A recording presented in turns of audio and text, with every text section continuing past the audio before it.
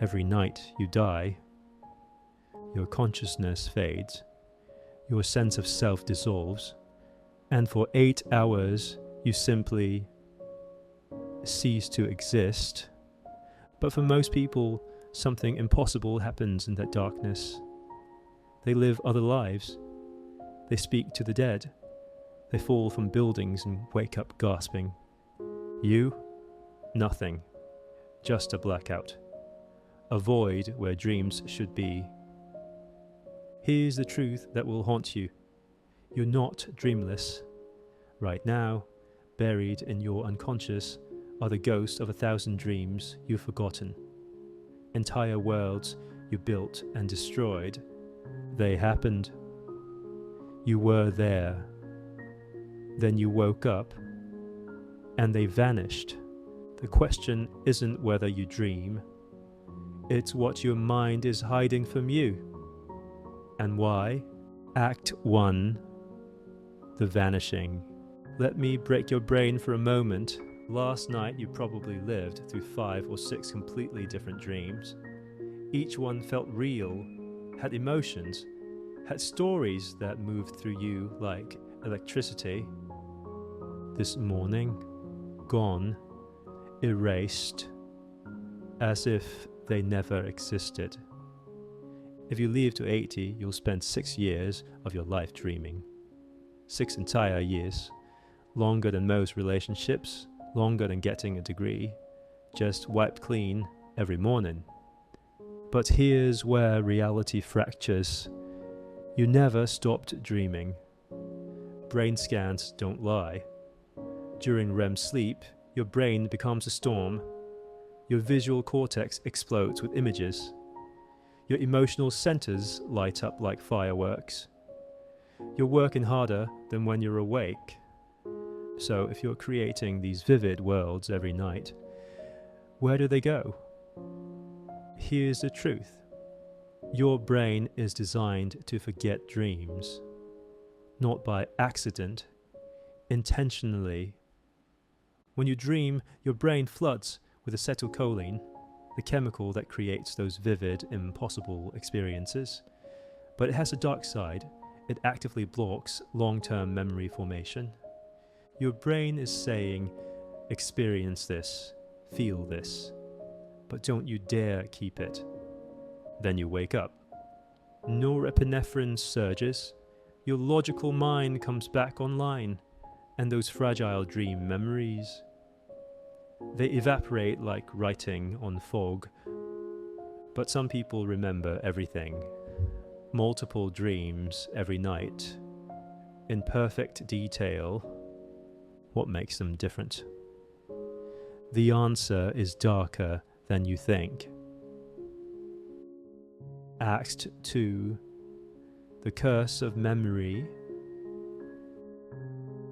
People who remember dreams don't sleep better than you. They sleep worse.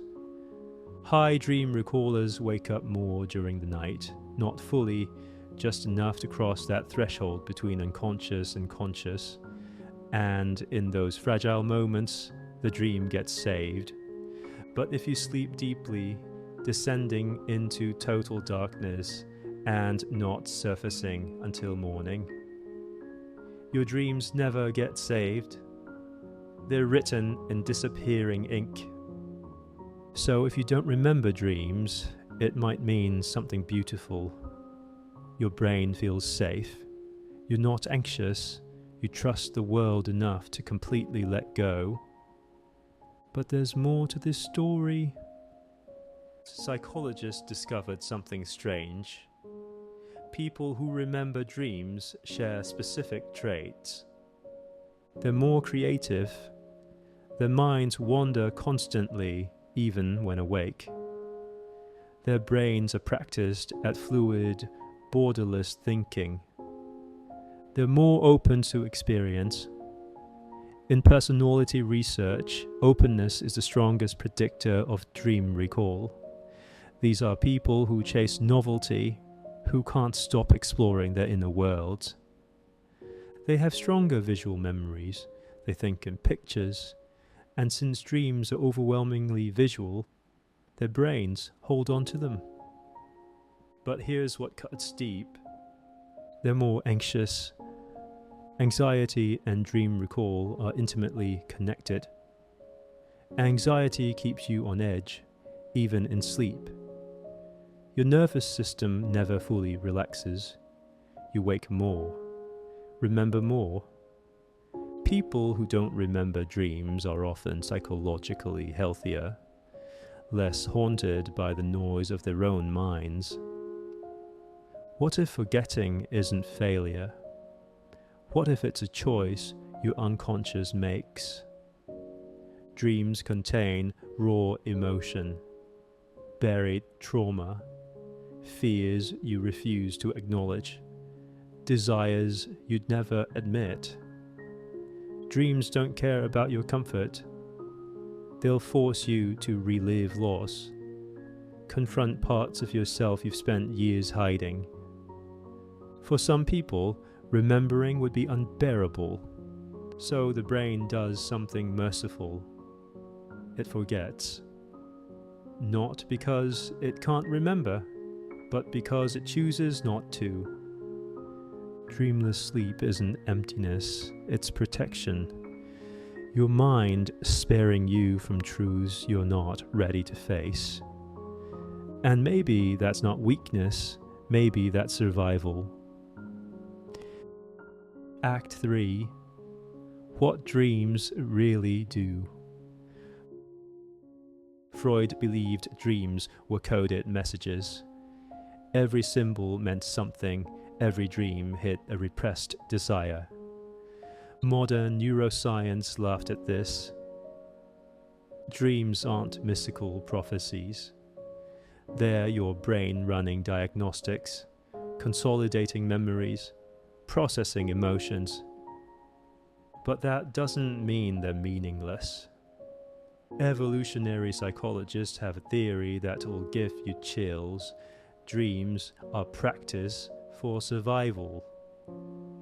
Your ancestors 50,000 years ago survived because they were prepared. And how do you prepare for threats you haven't faced? You rehearse them in sleep. Nightmares about being chased, your brain running escape simulations, dreams about falling, testing your fear response, dreams about loss, preparing for inevitable grief. Your ancestors who had these dreams survived. The ones who didn't, their bloodlines ended. We don't face predators anymore, but we still dream about being chased, about failing, about losing control. Those ancient programs are still running, preparing us for dangers that no longer exist. But here's what makes the most sense. Dreams clean emotional wounds. Studies show people deprived of REM sleep become emotionally unstable, more reactive, less resilient. Their emotional immune system shuts down. Why? Because during REM sleep, your brain does something extraordinary. It replays painful memories with the stress hormones turned off. You relive your worst day, but this time it can't hurt you. It's automatic exposure therapy. Over time, this dulls the emotional edge. The memory remains, but the pain fades. Trauma becomes story instead of wound. So when you wake up unable to remember, your brain just finished processing emotions you didn't even know you were carrying. Act 4. The ones who truly can't. But some people are genuinely different. Not forgetful, neurologically incapable of dreaming like others.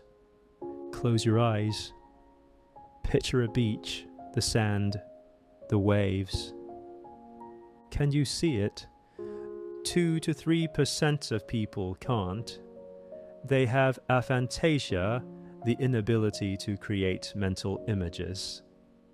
Ask them to imagine their mother's face, and they'll know facts, hair color, height, but they won't see her. Their mind is blind. Many people with aphantasia report non-visual dreams. They dream in concepts, in knowledge. They know things happened, but don't see them. This reveals something profound. Dreams aren't universal. The way you dream is shaped by how your brain processes reality. When trauma stops dreams, then there are people whose dreams stop after severe trauma. In extreme PTSD, the brain shuts down REM sleep almost entirely. It learns to avoid REM because that's where nightmares live. It's a defense mechanism, but devastating. Without REM sleep, emotional wounds never heal. The trauma stays raw. These people describe sleep as death, a blackout they enter and exit unchanged. No processing, no healing, just nothingness. Act 5, the choice. So here we are. If you don't remember your dreams, does it matter?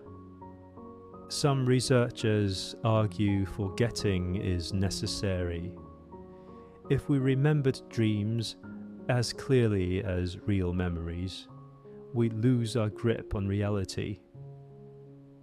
There are cases of people who can't tell dreams from memories. They'll swear they had conversations that never happened, visited places they've only seen in sleep. For most of us, forgetting is what keeps us sane. It's the firewall between imagination and reality.